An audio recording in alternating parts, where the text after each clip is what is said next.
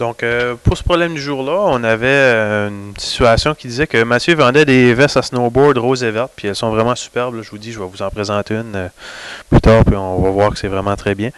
Pour une levée de fonds pour son super club de mathématiques. Donc, on dit que l'an dernier, il avait vendu 50 vestes, puis les revenus étaient de 5500 $. Cette année, un sondage lui a démontré que pour chaque augmentation de 5 $, il allait vendre une veste de moins. Donc, il veut aussi réaliser des revenus de 5 875 $ sur cette levée de fonds.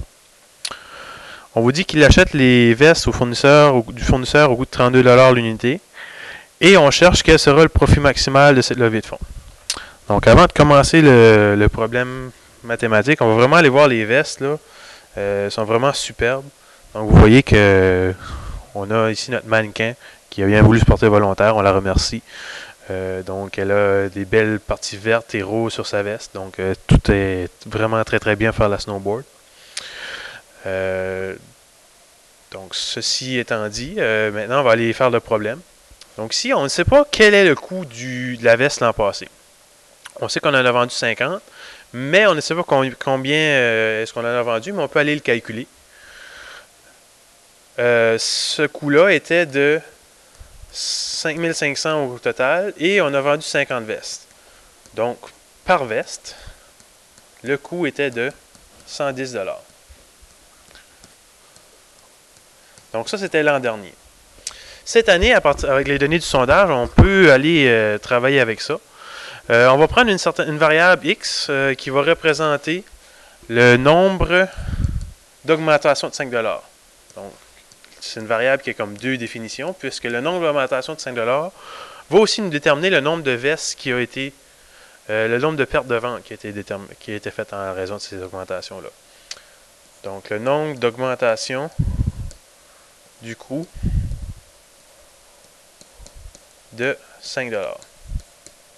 Donc, ce que ça nous donne maintenant, c'est qu'en sachant qu'on a vendu 110 $ la veste l'an passé, on peut dire que cette année, le coût va être 110 $ plus 5 fois le nombre d'augmentations de 5 $. Puisque chaque augmentation du prix est de 5 $, on va mettre 5x ici. Ça, c'est le prix. Mais pour calculer le revenu, on doit faire le prix fois la quantité de vestes. Donc, on a 50 vestes. Et ici, on nous dit que pour chaque augmentation de 5 $, on perd une vente. Donc, je vais faire moins 1x. Donc, le 1 n'a pas besoin d'être placé.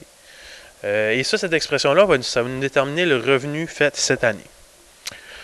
On veut que le revenu soit de 5 875 $ cette année.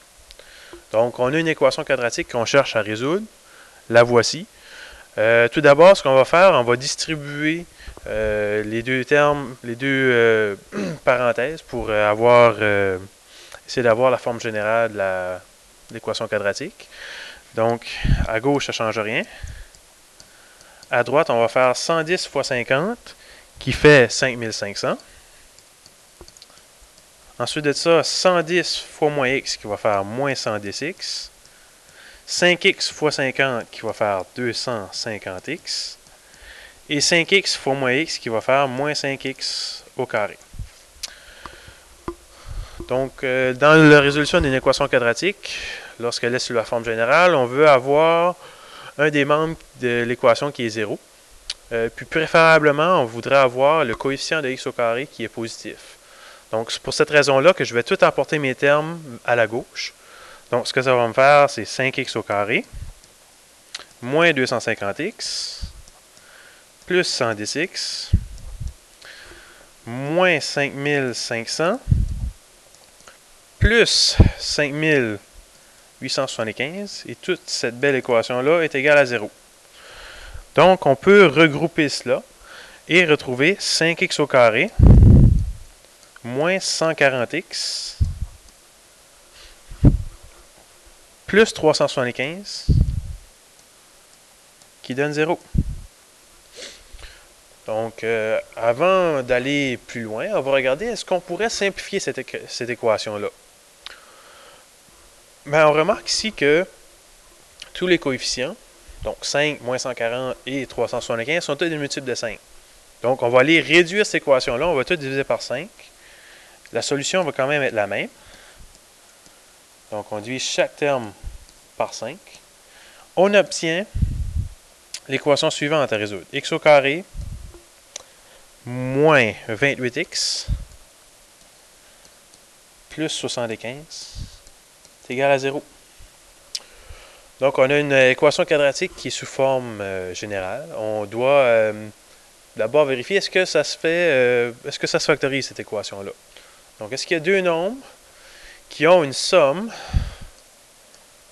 de moins 28 et en même temps qui ont un produit de 75.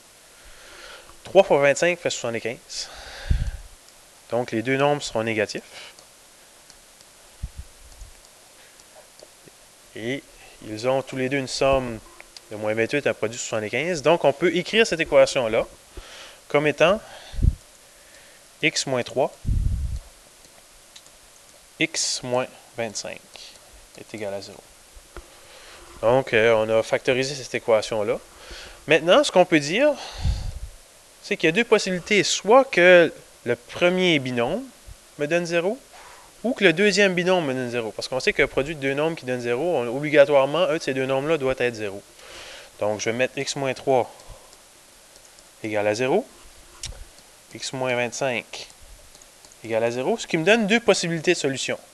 Soit que j'ai 3, soit que j'ai 25. Donc, ça veut dire que j'ai soit diminué le nombre de vestes de 3, ou soit diminuer le nombre de vestes de 25. Donc, logiquement, les deux solutions sont possibles parce que je peux quand même, j'en avais 50 au début, donc je n'arriverai pas à une quantité négative. Donc, j'aurai quand même un certain nombre de vestes vendues. Donc, je ne peux pas éliminer la solution tout de suite. Par contre, le problème me demandait quel était le profit maximal. Donc, les deux ne m'amèneront pas nécessairement le même profit. Donc, juste rappeler que la différence entre le profit et le revenu, à l'intérieur du profit, on doit soustraire les coûts. Donc, dans les deux cas, le revenu, donc dans les deux cas, je veux dire que x soit 3 ou x soit 25, le revenu va quand même être 5875. On a remplacé le revenu par 5875 et on a trouvé ces deux solutions-là. Donc, ce n'est pas nécessaire de recalculer le revenu, on sait qu'est-ce qu'il est. Par contre, on peut calculer le profit. Le profit, c'est le revenu moins les coûts. Donc, lorsque x est 3, on sait qu'on vendait les vestes à 32 $ l'unité. Donc, j'ai un profit lorsque x est 3. Je vais écrire ça ici. Donc, si x égale à 3, mon profit, c'est 5875, mes revenus, qui ne changent pas, moins 32 fois combien de vestes est-ce que j'ai vendu? Au début, j'en vendais 50, mais je vais perdre 3 ventes. Donc, ça ici, ça me donnerait un profit de 4371 $. Si X est 25, donc j'ai perdu, si je perds 25 ventes, je vais faire un profit qui va être 5875 moins 32 fois 50 moins 25. Ceci, ça va me donner 5075 $ comme profit. Donc, logiquement, ça fait du sens aussi parce que si on a les mêmes revenus, c'est certain que le coût sera moindre si on achète moins de vestes. Donc, c'est normal qu'on a trouvé que le produit de 25 vestes amènera le profit maximal. Et on cherche justement quel est ce profit maximal. Donc, profit maximal, on l'a calculé, c'est 5075 $. Donc, on va l'écrire. Puis, on a résolu ce problème-là des vestes. Donc, je sais que vous voulez tous revoir les vestes, donc je vais aller vous les remontrer à la demande générale.